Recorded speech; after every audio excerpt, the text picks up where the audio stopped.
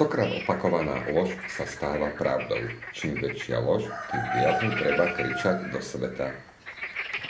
Takže vítam vás pri dnešnom novom videu. V úvode by som chcel poďakovať, že sme dosiahli prvých 1000 odberateľov, za čo veľmi pekne ďakujem. A poďme si povedať niečo k tomu, o čom bude dnešné video. Dnes si urobíme test uhoriek a čerešní domácej produkcie. Ďalej sa budeme zaoberať amatérskym rozborom odborného testu a niečo si povieme aj o jednom samozvanom potravinovom kritikovi. Takže vítam vás ešte raz a poďme na to.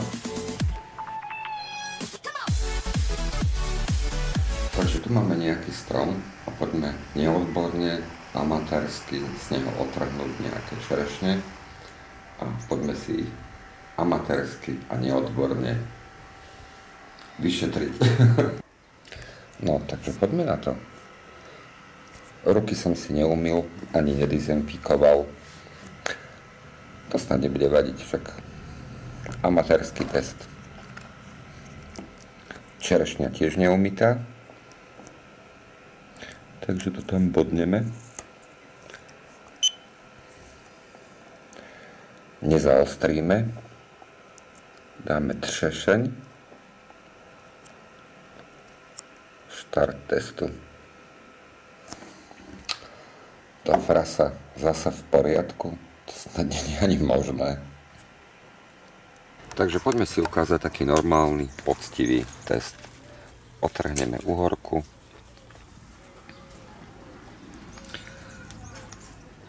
Zapneme tento prístroj.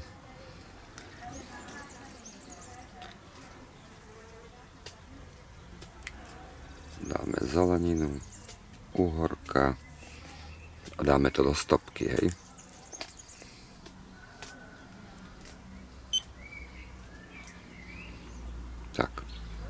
Tak to vyzerá poctivá domáca uhorka.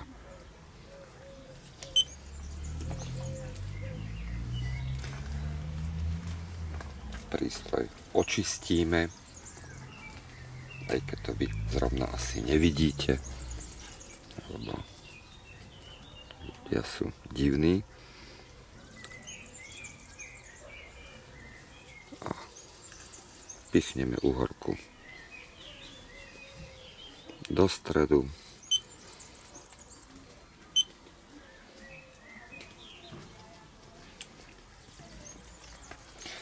Zase v poriadku.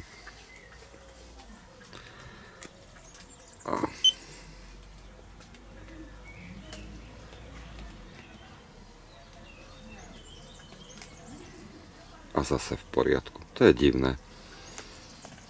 To bude ten prístroj určite pokazený, lebo to predsa nemôže ukazovať, že tá uhorka je zdravá. Takže merali sme obsah dusičňanov. To, že to svietilo na zeleno, znamená, že je to vhodné ku konzumácii. Niekedy na budúce si ukážeme paradajky. A nechceme tu hovoriť ani o nejakých konšpiráciách, ako je chemtrails a podobné hlúposti. Vychádzame z reálnych faktov, proste klasický domáci test. Takže a poďme k ďalšej téme.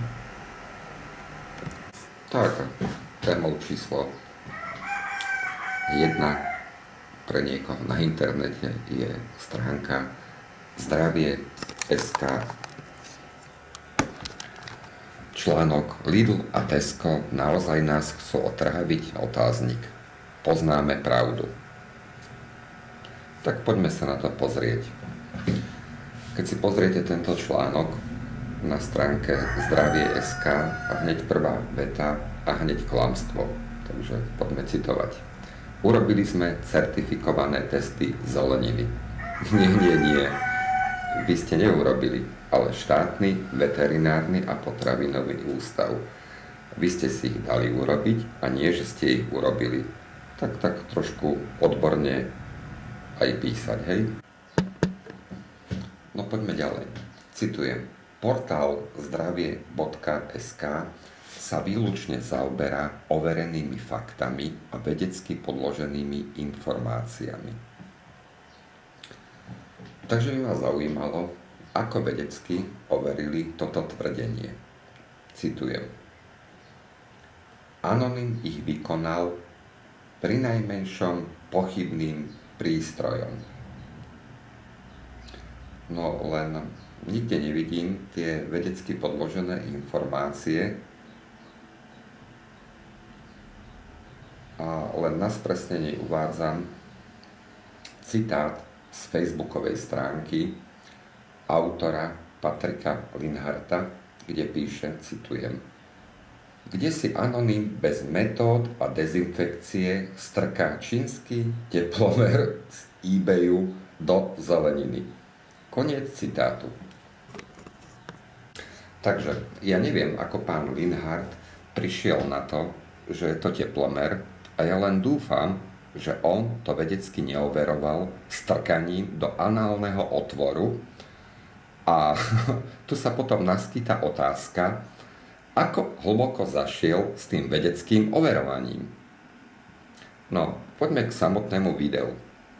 Video sa začína pohľadom na nákupný košík, kde sú šalátové uhorky, ktoré sa neskôr objavia aj na prezentovanej účtenke. Ale v testoch už nie.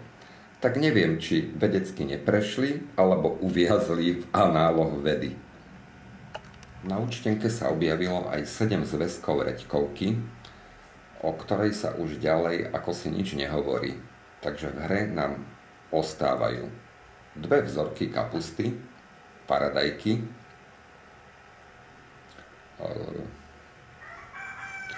a mrkva. No a teraz veľké rozuzlenie. Paradajky merané odborným testom dopadli dobre, ale zabudli ste spomenúť, že aj paradajky merané amatérským testom dopadli dobre. Tak teraz neviem, je to vedecký dôkaz toho, že amatérske meranie funguje? Neviem, vysvetlite.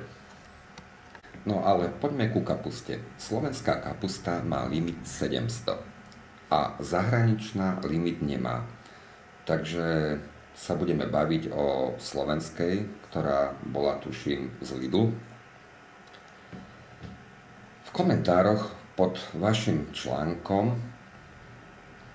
jedna osoba napísala v 3:49, to bude pravdepodobne minútaž pôvodného videa, ktoré už bolo zmazané a nahradené novým, takže neviem, kde sa to momentálne vyskytuje, v ktorej minúte, je nameraná hodnota 826,3 a limit je 700. Tak ako teda je to, ak má limit 700 a nameraná hodnota je 826,3, tak je to ako OK. Akože nerozumiem výsledkom toho testu, čo ste tam zverejnili, ale len môj názor je, ak teda slovenská kapusta má limit 700 a vedľa vľavo je napísaná nameraná hodnota 826,3, tak to bude asi nad limitom. Podľa môjho osobného názoru tá kapusta neprešla odborným testom. Možno je to inak, ale je toto môj osobný názor. Takže ďalej sa ako si nemám chuť zaoberať nejakým rozborom toho vašeho vedeckého článku a vedeckého videa, alebo ako by som to nazval. Ale môžem spomenúť to, že pôvodné video, ktoré ste na YouTube dali, vám bolo zmazané. YouTube vám ho zmazal. A asi veľmi dobre viete prečo. Pretože ste 3 bodky, ale asi každý, kto už chvíľu sa pohybuje na YouTube, vie, čo znamená, keď namiesto videa sa objaví červená plocha s tým mračiacim sa smajlikom a je tam napísané, že niekto si nárokuje autorské práva a na základe toho vám ten YouTube zmazal to video. A no, k tomuto sa nebudem vyjadrovať, to je záležitosť, ktorá bude v nejakom ďalšom videu. A len pre budúcnosť, ak niečo budete dávať na YouTube a chcete byť tými youtubermi, tak sa najprv zoznámte vedecky s pravidlami na YouTube a pokúste sa ich aj vedecky dodržiavať. A ešte taká, ako by som to povedal, niečo na záver, tak.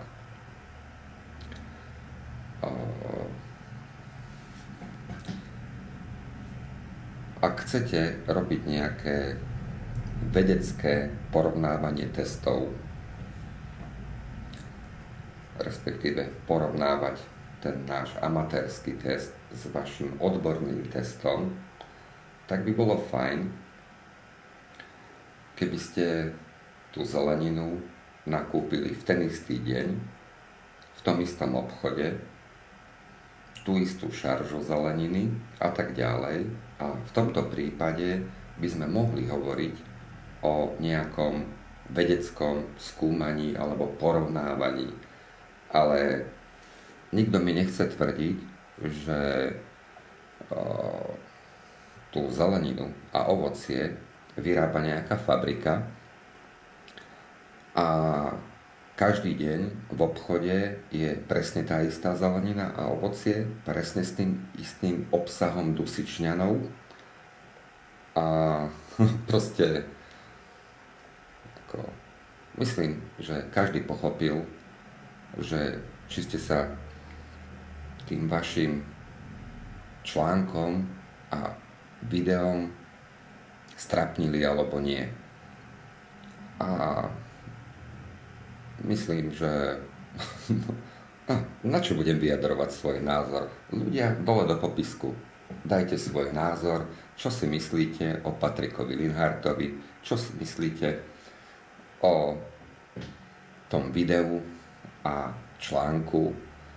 Inak odkaz na video, článok a facebookový profil autora vám dávam do popisku. Nezabudnite dať lajky, dislajky a zdieľať. Majte sa krásne.